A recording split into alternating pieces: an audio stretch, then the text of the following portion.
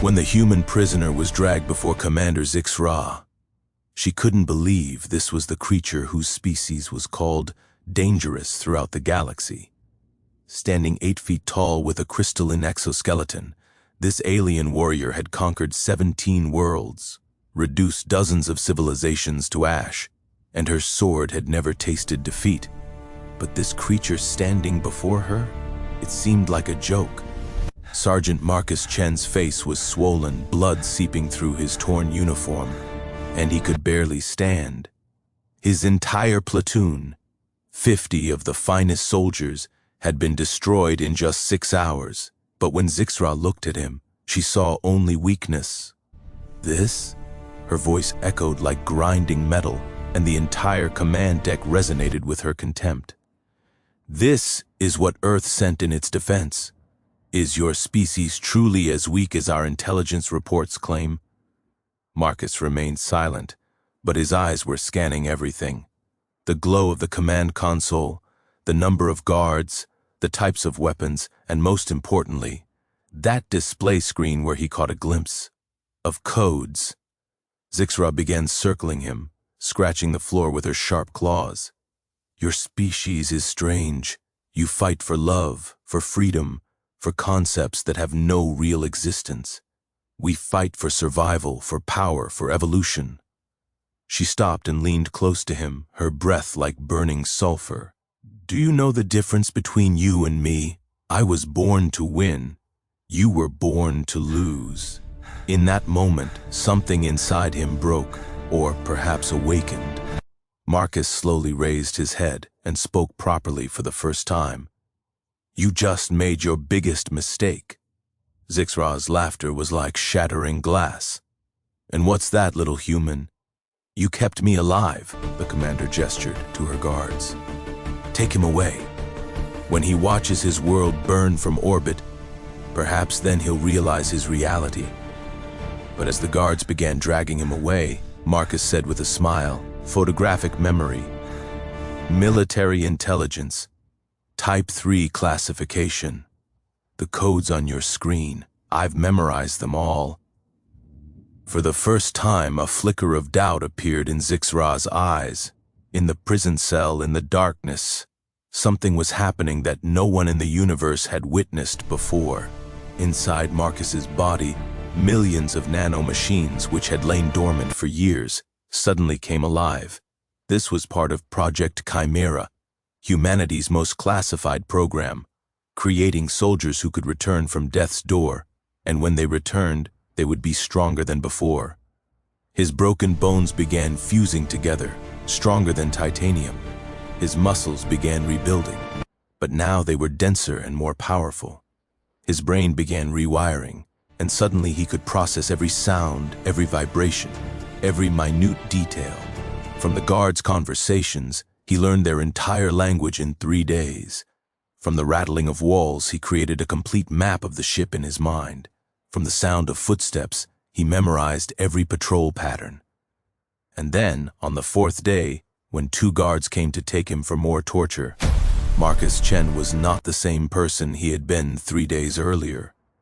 The first guard died without hearing his neck snap. The second tried to scream, but Marcus's fingers sank so deep into his throat that no sound could escape.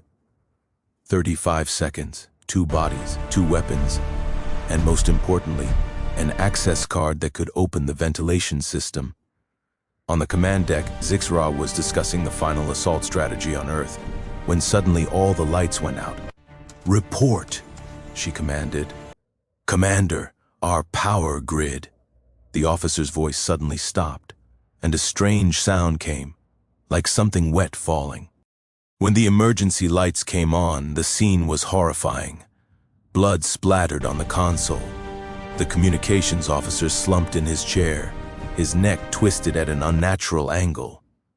Security team to command deck. The navigation officer's words stuck in his throat as a hand emerged from the shadows and pulled him into silence. Zixra drew her energy sword, its blade glowing with blue light. Come out, whoever you are, I will. 97 guards. The voice came from the shadows, cold and calm, 14 officers, 6 security checkpoints, all dead. Total time 18 minutes, 43 seconds. Marcus emerged from the shadows, but he wasn't the weak prisoner Zixra had laughed at. His eyes were different now. Sharp, focused, predator's eyes. His body was dressed in alien armor, but drenched in blood, and in his hand was a plasma rifle he'd taken from some commander. "Impossible," Zixra roared. "You're just a human. Weak, soft." "Was." Marcus cut her off. "3 days ago I was. But what you didn't understand is, when you take everything from a human, when you kill his comrades, when you corner him and leave him to die." He stepped forward.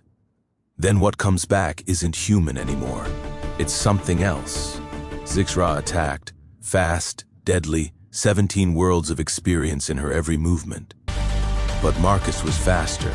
He ducked under her sword, struck her knee, and when she stumbled, he grabbed her arm and threw her toward the command console.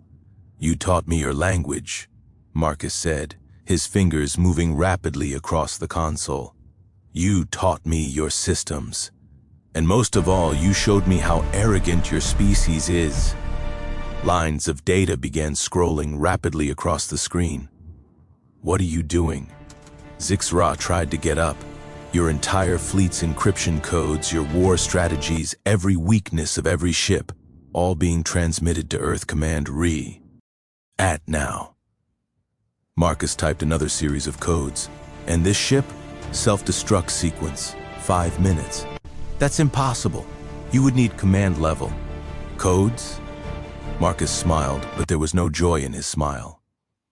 "The same ones you so carelessly displayed on your screen when you were mocking me? I memorized every single one. Every number, every letter, every symbol."